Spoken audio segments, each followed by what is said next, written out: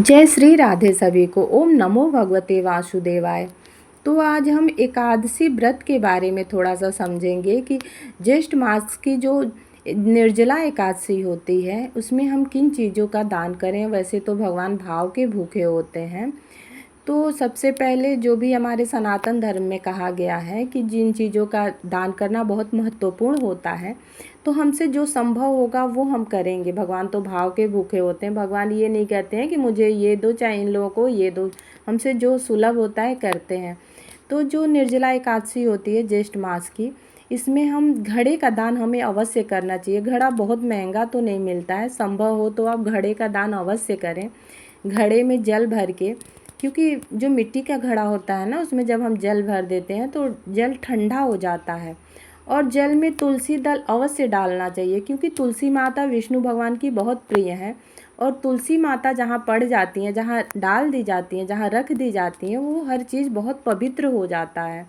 और जल के साथ हमें चीनी, गुड़, मिश्री जो भी संभव हो ज़रूर दान करना चाहिए, क्योंकि इसमें शरबत का दान का भी बहुत महत्व है। तो मैंने कलश में थोड़ा सा चीनी डाल दिया, क्योंकि पूरे कलश में चीनी डाल दूँगी तो कलश ख़राब हो सकता है जो हमारा घड़ा है।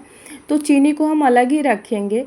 हमें जब, और ये जो छाता है ना, छाता का भी दान बहुत ही महत्वपूर्ण बताया गया है कि ज्येष्ठ निर्जला एकादशी में छाता का दान, चप्पल जूते का, या जो चप्पल जूता हुआ, खड़ाऊँ हुआ, इसका दान, मतलब कहने का मतलब ये है कि हमारे धर्म में, हमारे सनातन धर्म में ज्येष्ठ मास जो होता है ना, 12 महीने में सबसे गर्म महीना होता है। तो इस महीने में जिन चीज़ों की आवश्यकता होती है, ये बांस का पंखा है, बेना इसको बोलते हैं। पहले के ज़माने में तो यही बेना डुलाया जाता था, पंखा डुलाया जाता था। तो इसका हम दान करते हैं। आजकल तो इलेक्ट्रिक चीज़ें आ गई हैं, पंखा, कूलर, एसी। तो हमसे जितना संभव हो सके हमें दान करना चाहिए। दान का कोई लिमिट नहीं होता है। और ये मौसमी फल, एकादशी व्रत में मौसमी फल का बहुत बड़ा योगदान है। तो इस महीने जो है आम का सीज़न होता है, तो इस व्रत में आम के फल का भी दान करना बहुत महत्वपूर्ण माना गया है। मैंने नींबू भी रखा है, क्योंकि जब हम शरबत बनाएंगे तो उसमें नींबू निचोड़ देंगे, तो जिसको भी शरबत पिलाना होगा पिला देंगे। और जो भी हम दान अगर करते हैं तो उसके साथ दक्षिणा अवश्य देना चाहिए, थोड़े से पैसे ज़रूर दान करने चाहिए। तो यही 5-7 चीज़ें बहुत महत्वपूर्ण होती हैं, जिन्हें दान करके हम पुण्य प्राप्त कर सकते हैं।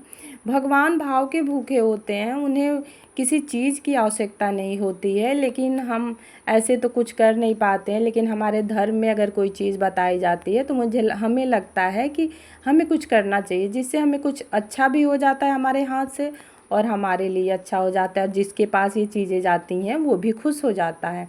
तो जिन चीज़ों का भी आप दान करें, उन चीज़ों को हाथ से छू के और थोड़ा सा जल लेके उनको अर्घ दे के, और ओम नमो भगवते वासुदेवाय, ओम नमो भगवते वासुदेवाय का स्मरण करके भगवान जी को समर्पित करें कि हे प्रभु, मेरे से जितना बन पड़ा, मेरा सामर्थ्य जितना हुआ, मैंने इन सब चीज़ों का दान किया। भगवान आप मेरी और मेरे परिवार की रक्षा करिएगा। तो इस तरह से जो एकादशी है ना, निर्जला एकादशी, ये 12 महीने की अगर एकादशी हम नहीं व्रत करते हैं, लेकिन अगर हम ज्येष्ठ मास की निर्जला एकादशी का व्रत कर लेते हैं तो हमें 12 महीने की एकादशी का फल प्राप्त हो जाता है। तो इसलिए संभव हो सके तो निर्जला एकादशी का व्रत आप अवश्य करें।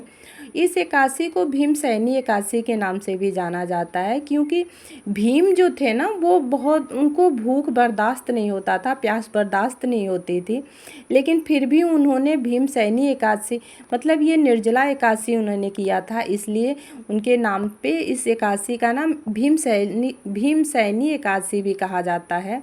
तो जो 12 महीने का एकादशी अगर हम व्रत नहीं करते हैं, लेकिन अगर हम निर्जला ज्येष्ठ महीने का निर्जला एकादशी व्रत कर लेते हैं, तो 12 महीने का एकादशी का फल हमें प्राप्त होता है। तो संभव हो सके तो आप निर्जला एकादशी का व्रत अवश्य करें और भगवान जी का आशीर्वाद प्राप्त करें, और जथा संभव हो वैसा चीज़ें आप दान करें। श्री राधे राधे, श्री राधे राधे।